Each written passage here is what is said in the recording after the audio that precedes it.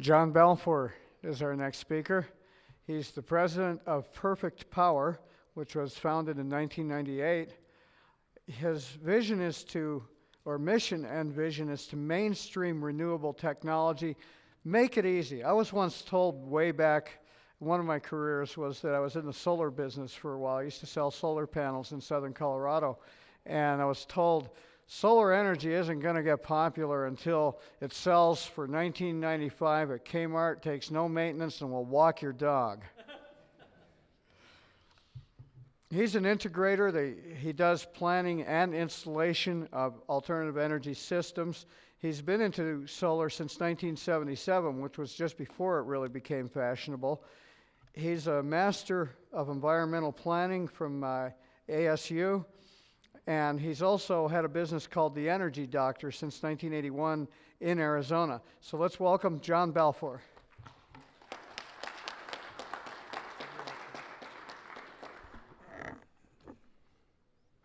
Get my materials together here. Okay, can you hear me? No, how about this way? Okay, great. Hey, I'm really pleased to be here today to have the opportunity to talk to you about what we're doing in northwestern Arizona, which is in a new community called Greenwood. And Greenwood is completely off-grid. It is a complete solar community. So I'd like to start with the concept here of issues and choices. This is my background. That and $1.50 will buy you a cup of coffee in a few places. Active in the solar industry, president of Perfect Power. What we do is we mainstream technology. What this conference seems to be about is technology, and a lot of this technology is new technology or older technology that is being adapted. What we're looking at is the following phase, and that's making it technology which people use without being specialists in that area. So what if technology actually allowed us the kinds of lifestyle changes that we really wanted? What if the lifestyles included a complete energy independence? We like to think of Greenwood as a sustainable community. Some people look at sustainability as just, that's it, we're there, but it's really more of a path. And in the process of becoming sustainable, you improve, you improve, you improve. What's often called the triple bottom, where community, economics, and environment come together. This is the view from my lot at Greenwood. I like the views. The views are 300, we got one sold up here already. 360-degree views. Environment is important. There's a lot of levels of environment, but if you're trying to get a community to go, it helps that it looks good. We know energy prices are going up. We know that the infrastructure is going to change. We know that the infrastructure is fragile. We know that things are dramatically changing as we're sitting here. And while we all talk about free energy, the cost of free energy is a lot of time, a lot of missionary work, a lot of planning, and a lot of sweat. We could simplify. We could eliminate air conditioning. We could eliminate electronics and TV, radio. We could step back in time. Probably not. That is not mainstreaming. The fact is that most of us would only give up our conveniences if some planet-shaking catastrophe took place. Until then, maybe we should just choose technology wisely and selectively. But we must choose carefully. This picture is of Werner Fleischmann. Werner is a Swiss investor who brought some people together. He bought about 2,500 to 2,800 acres. He subdivided it, he put the streets in, he dedicated the streets. And as time went on, he learned a lot of lessons. And one of them was that if you're going to build off-grid in this day and age, you better be looking at sustainability and you better be looking at solar. The concept, really simple. A no hassles, no worries, no electric bill environment. Is there anybody here that would be amenable to not having an electric bill again? At least 10% of you. It's also important that it's a relaxed environment. Self-sufficiency is emphasized. Energy independence is emphasized. Community feel is emphasized. An outdoor and stable environment. So if you take a look at Greenwood, you see what looks like bushes there. Those are 20-foot tall trees. 4,200 feet in elevation, water depths between 250 and 600 feet in depth, which is wonderful for pumping with solar. 520 5 to 7 acre lots, juniper and pine, scrub oak, lots of wilderness, lots of animals, deer, antelope, eagles, etc. Borders state land, large 40-acre lots, and vegetated hills. When we first started with Greenwood, a couple things took place. One is that the developers wanted to prove to themselves that if they went off-grid and put solar in, that it would actually work. This October, that system will have been operating for 2 years without failure. That's the good news. The bad news is that when you show people the property and you show people the technology, they like to push the buttons. Has anybody ever had that problem? What ends up happening is people keep shutting it off. And it's amazing, it only takes about 3 seconds to turn it all back on. That is the level of technical competence that you must have for mainstreaming. Just like with your car. If you can turn it on and drive it and park it, take it somewhere for maintenance, and if you have a problem, call somebody, that's mainstreaming. If we all had to fix our own cars, do all of our own oil changes, how many people out there today would be driving a car? Almost nobody. The first model included 650 watts of PV. The first outback power panel, we had inverter number 2, which may not mean anything, but we'll talk about that a little bit later. Evaporative cooling, central propane heating, propane hot water. The equipment at Greenwood has shifted. We've stayed with the Outback Power products because of their flexibility, their modularity, and their scalability. We've shifted over to 2,000 watts of power for power panels, actually 2004. We've gone to Surette batteries from the interstate batteries, and I'll show you an example further down.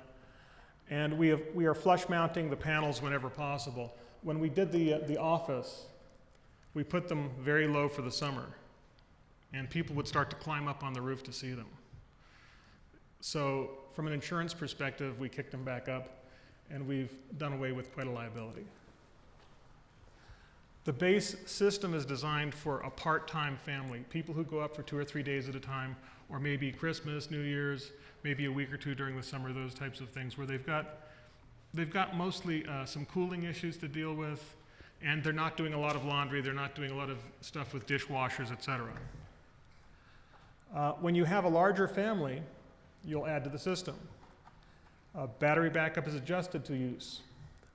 Propane, water heating, and cooking reduce electrical requirements, so that gives you a lot of flexibility. But at this time, we're moving to a more passive design of buildings, and we'll talk about that too. Presently, we're working on the first passive design. We're hoping that's done by the end of this month, so we're moving from more traditional to more sustainable again. We recommend a backup generator for people who are going to be using it full-time, who run a business or whatever like that. This is what the first power panel looked like. Can you see that clearly, by the way? It's a 2,000 watt inverter. It's the thing in the middle on the top. Then on the left side, you have your AC breakers and components. On the right side, you have your DC. It includes an MX60, which is the charge controller on the far right. It includes the mate, which is a little rectangular controller that can be placed in the house. All the disconnects are available. It's generator ready, it's expandable, it's modular, and it's ETL tested so that when you bring something like this to somebody's home, it's already been tested as a complete system and warranted as a complete system. What's happened since then is we've moved to the half rack. Instead of 2,000 watt inverters, we're now looking at 3,600 watt inverters. Same size, but they're vented. So instead of going with 3 inverters at 6,000 or 4 inverters at 8,000, 2 inverters will do 7,000 watts. And that's not too bad. Most homes off-grid without a business will be quite comfortable with 2 inverters. We start them off with 1. We've also added little things, like if you'll notice there's a light on there. That's a DC light that operates off the batteries, so that if something happened and the system shut off, as long as there was some battery voltage, you could go in, you could see, flip it on, you could see breakers on and off, you could see if there was any kind of problem. So once again, simplicity. The other thing that we've added to make it simple is we've added service contracts. Just like when you buy a car, you can buy a service contract with some. I think if you buy a BMW, you get one for free. We're not buying BMWs this week. But what we've got is we've got it set so that if you live up there full-time or part-time, you don't have to fool around with the system. And that's, once again, mainstream, mainstream, mainstream. I suspect that most of the people here probably have a technical competence that's well above the average individual buying a home or a car. And although we'd love you to be able to buy these products and you'd be happy with them, you don't have to have that technical expertise. Excuse me. Now I know why they put the water up here.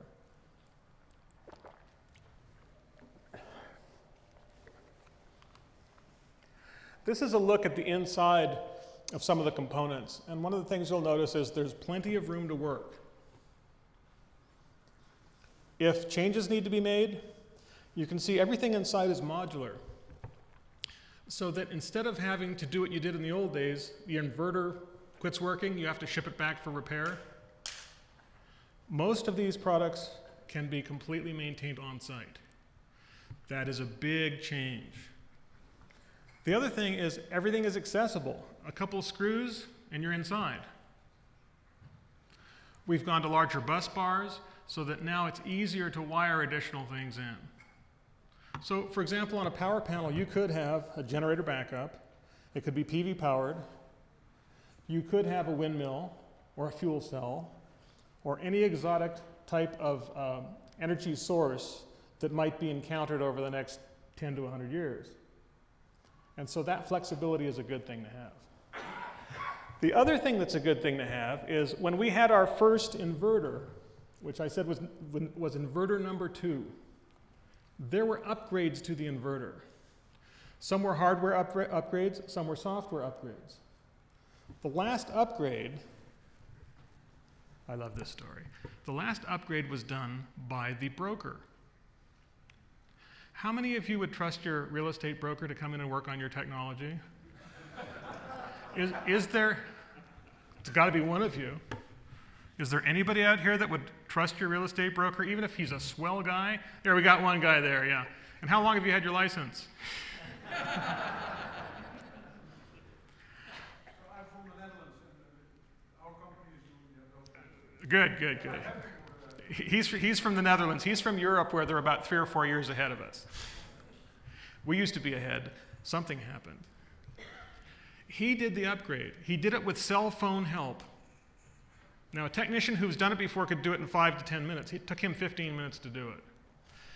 That is the difference between mainstream and the old way of doing things. So if there was an emergency, a homeowner could do the work. The first page inside of our owner's manual has the big bold words, "Don't panic." Because whenever there's a problem, the lights go out, something flickers, people panic. They don't ever get a chance to think about what's wrong. And they do one of 3 things. One is they shut the inverter off and they turn it back on, which takes about 3 to 4 seconds. Or they go and they check to see if the system's operating in some odd way at the power panel, and then there's a process to shut everything down. Or if they're smart, they just get on the phone and call for service, for technical help. And I think technical help is where we need to be. If you have a computer problem and you don't know anything about your computer, you call for technical help. However, our technical help is not answered in India.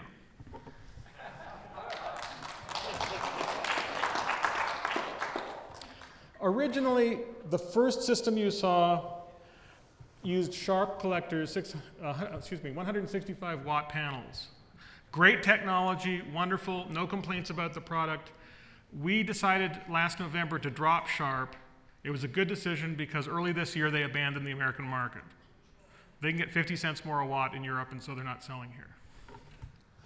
We moved to the Kyocera panel.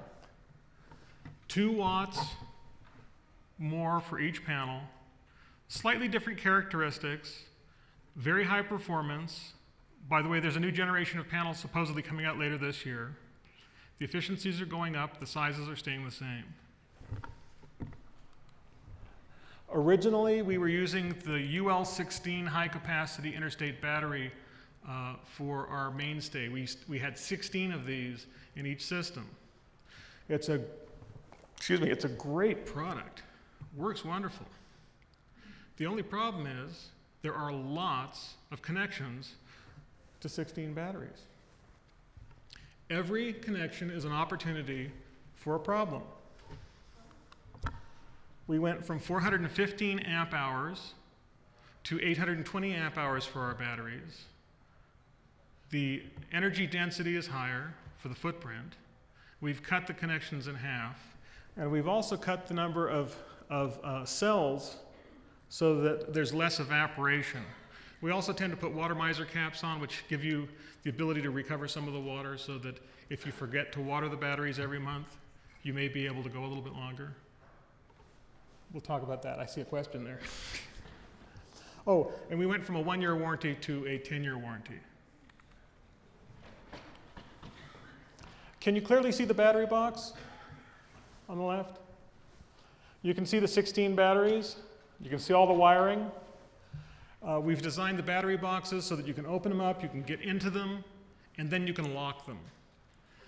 I don't care if it's children or if it's children or adults. In fact, the worst offenders of playing with things are not children, they're engineers.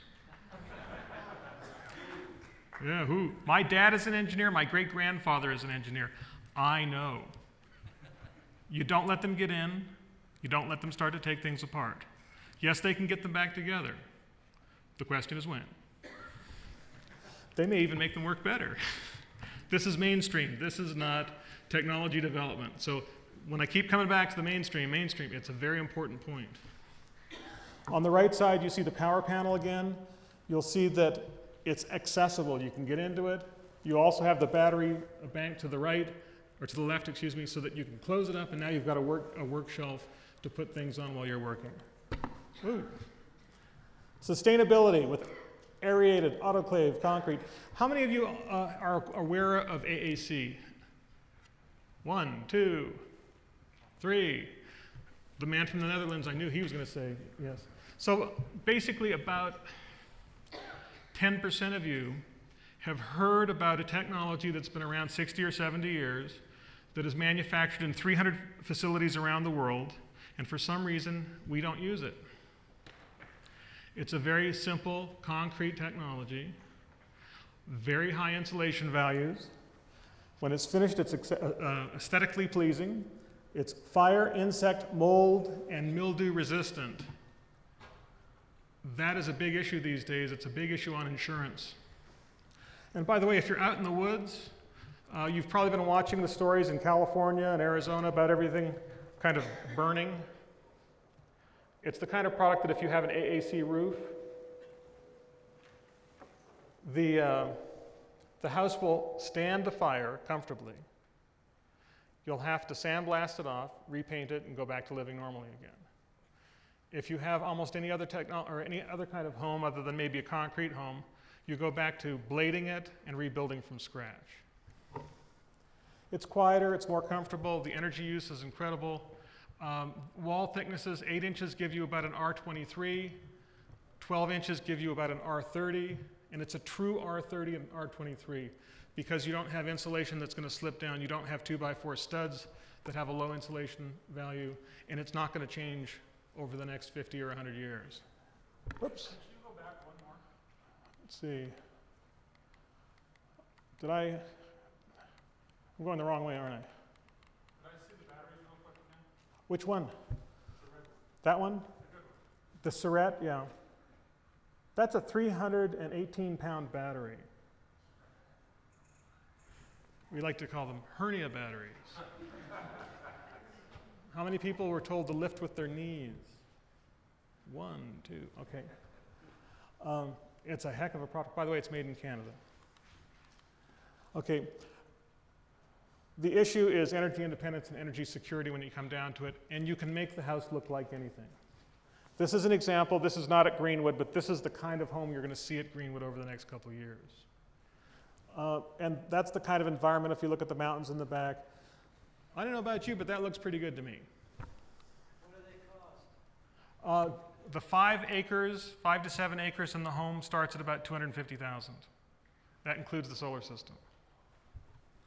Or in Arizona, you could go to the White Mountains, or you could go to Prescott and pay that much for the lot. Oh, sorry. The AAC comes with a 4-hour fire rating. And I can't stress enough how important having the fire rating is. We used to have a lot of forest in Arizona. And we seem to be burning up a little bit over 1 million acres a year. We're not making any more. The recovery rates of most of these forests in that kind of environment is about 50 to 100 years. So every time we have a new forest fire season, the value of Greenwood homes goes up because you got wooded lots. I'd like to hold the questions till later if you wouldn't mind. If you can see this is a 1 millimeter section. That's what the AAC looks like. It's concrete, it's got aerated bubbles in it, it's baked, it's got rebar in it, and so as a result, it comes up kind of like a cake, and then it's cut to the right proportions. The other advantage, of course, is when you have the time versus temperature, you have great swings outside in temperature, and you've not only lowered those swings, but you've shifted those swings, which helps in your heating and cooling cycle, especially in a passive design. That's the manufacturing process. We won't get into that unless somebody really wants to later. The product comes in two ways. It comes as panels like this that are about 2 feet wide and up to 20 feet long. By the way, a crew of 4 can build the walls and the roof and the roofing structure of about a 2,500 square foot home in about 4 days. Now compare that to the amount of time that it takes to do a frame home.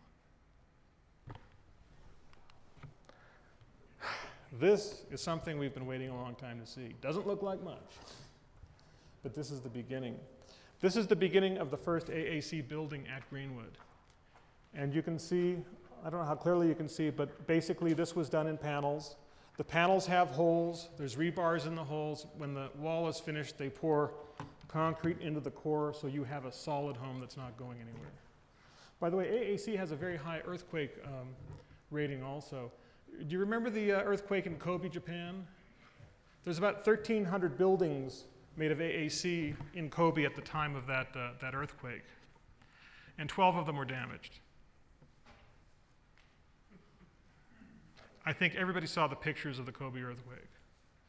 So this is a different kind of construction. It is more expensive. Last year it was 20% more.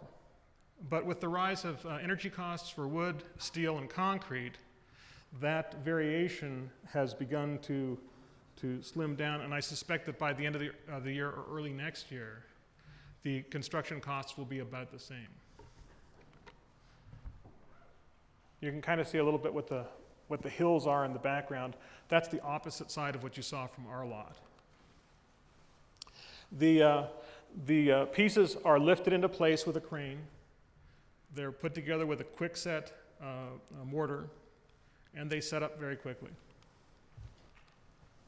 This is AAC block, and it goes together similar to standard block. In some instances, it's designed to be slightly interlocking. when you're finished with a home, this one's at the lower level in the desert, you can see that for the most part it looks like a standard home. Now these homes, of course, some of these homes out in the middle of nowhere, which are kind of like in the middle of somewhere special, have metal roofs. Most homes will not, but if you have a metal roof, if you're concerned about fire, you can forget about that problem.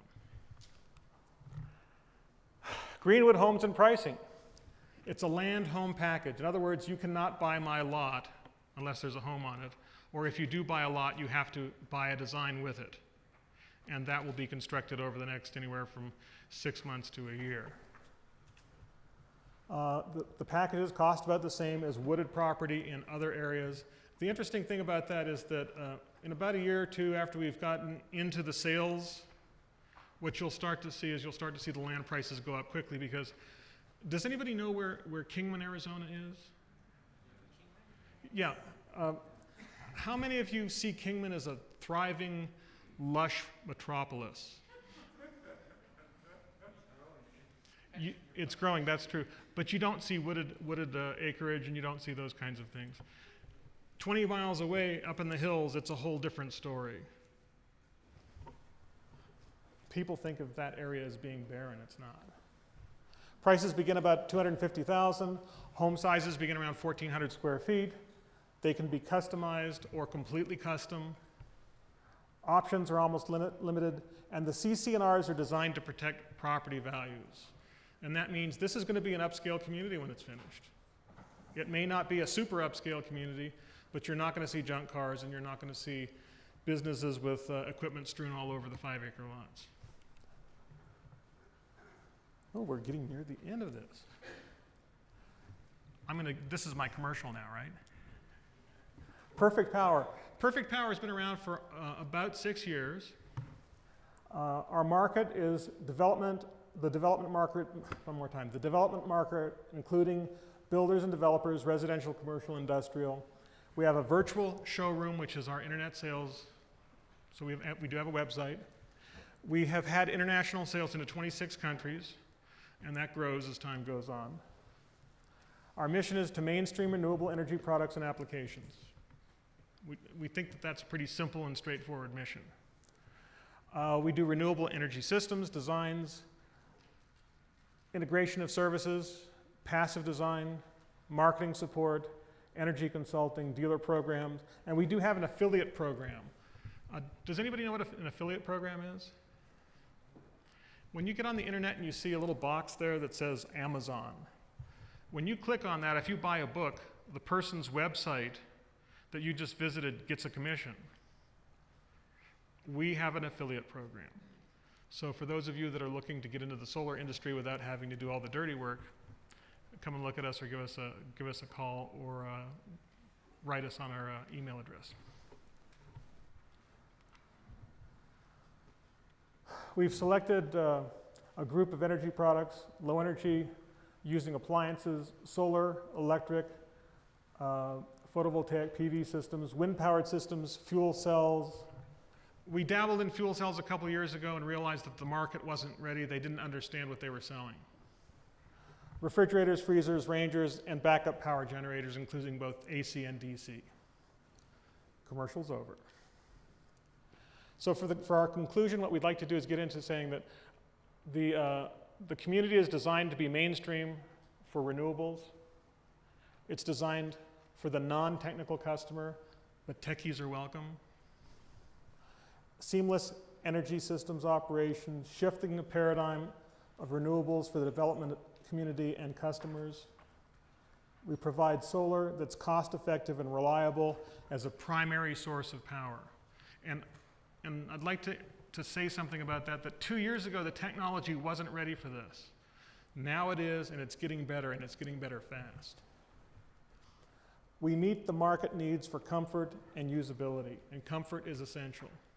How many of you have lived in a home that was okay but not comfortable? We think comfort, see some hands going up. Comfort is what it's all about. My master's degree was in the solar program at ASU, and the thing that we learned is if you design for comfort, everything else works out, including pricing. But if you don't design for comfort, you tend not to have a comfortable home.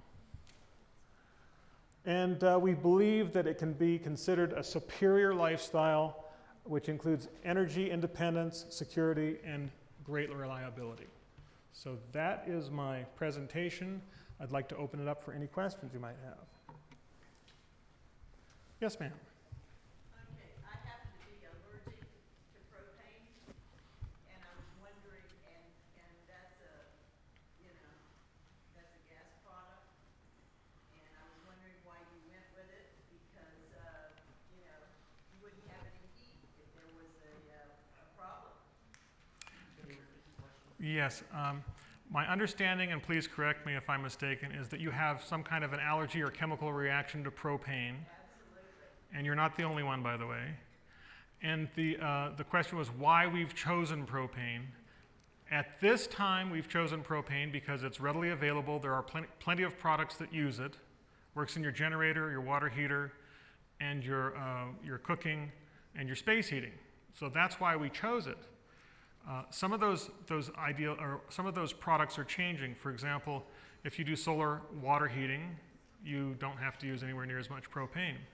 Where we're hoping to be in a couple of years is taking your solar system and being able to hydrolyze hydrogen and using hydrogen as a replacement product. But we're not ready because there are no inexpensive hydrogen hydrolyzers that allow you to do that.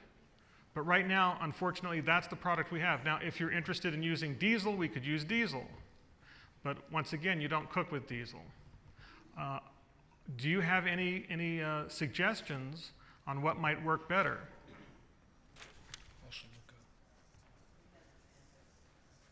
Thank you. Yes, sir. For things like hot water systems, you know, just plain heating coils like they use for swimming pools and so forth, and house water heaters, plus heat pumps versus propane. The gentleman was bringing up the importance of solar hot water and heat pumps in some instances. When we build our home, which is coming very soon, we will be using solar hot water, and we'll also be using a substantial amount of solar space heating, in addition to direct passive space heating. Any other questions? I think I can take one or two more. Yes, ma'am. Yes. You have a marvelous system, and it can be amortized over the years, and actually you can have a free property and that. I was in one of the major fires in California. Whole neighborhoods, the houses would go, except maybe one in the middle. And what caused it wasn't the flames coming onto the roof, it was actually getting in the dust inside the roof through the vents. Do you have protection for this if a fire should start in that area? Because it gets into the dust explodes, then the ceilings go out, and your whole house is engulfed.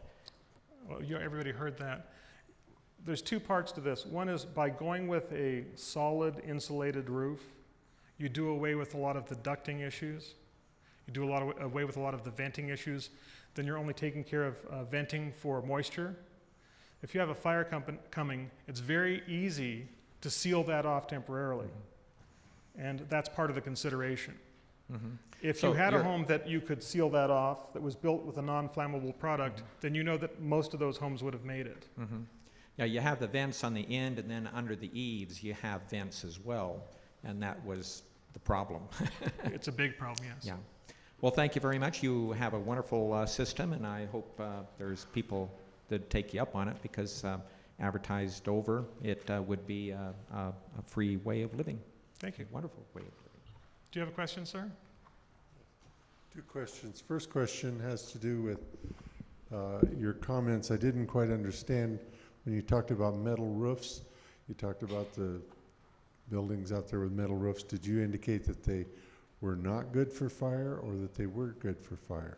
Metal roofs are much better for fire than asphalt shingle roofs are. AAC is another step up because you have the ability not only to keep the flames out, keep the burning out, but you've got the insulation value with a 4-hour fire rating. And as this lady said, if you can keep the burning embers out of the attic space, then that avoids the fire problem pretty much altogether. Okay. The next question has to do with the AAC product. Is that what they make a standard concrete block out of, or a cinder block type unit, the 8 by 8 by 16? Or is that a different product? It is a different product because it's manufactured differently. Most concrete products are poured products. This is a little different. They pour everything into a vat, they put the rebar in, and then they aerate it, they bubble it. And so what it does is it rises like a cake. And when it meets a certain standard where it's consistent all the way through, then they let it set and they bake it and cut it. So it's a lot different, yes. And it appears that the blocks are quite a bit larger than a 8 by 8 by 16 type block. Yes, and they're also lighter. Thank you. Yes, sir. Yes, my name is Jerry Evans, and there's a lot of interest in sustainable communities in a broader sense, where the businesses are included and the whole community has enough such businesses that it's more sustainable in the total sense. Do your plans involve any of that? That's a great question. As a sustainable community and a small sustainable community, there are 8 lots being set aside for commercial usage. So we won't have everything you absolutely need so that you never have to go into town, but the basics, grocery store, restaurant, certain kinds of services will be there on site.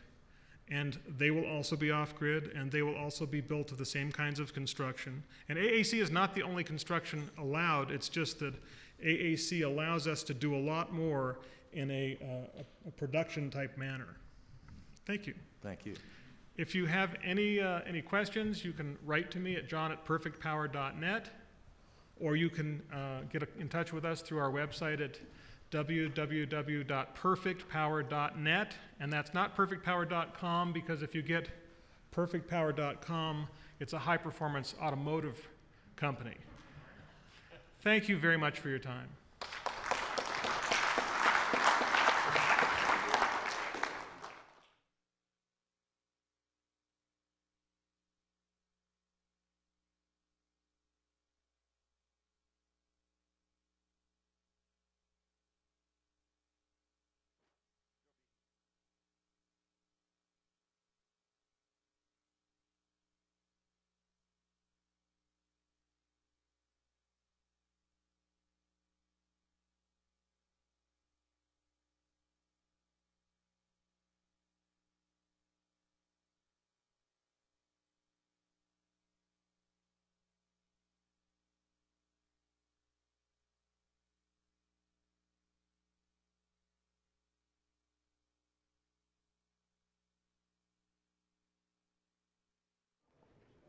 See, where's Mike?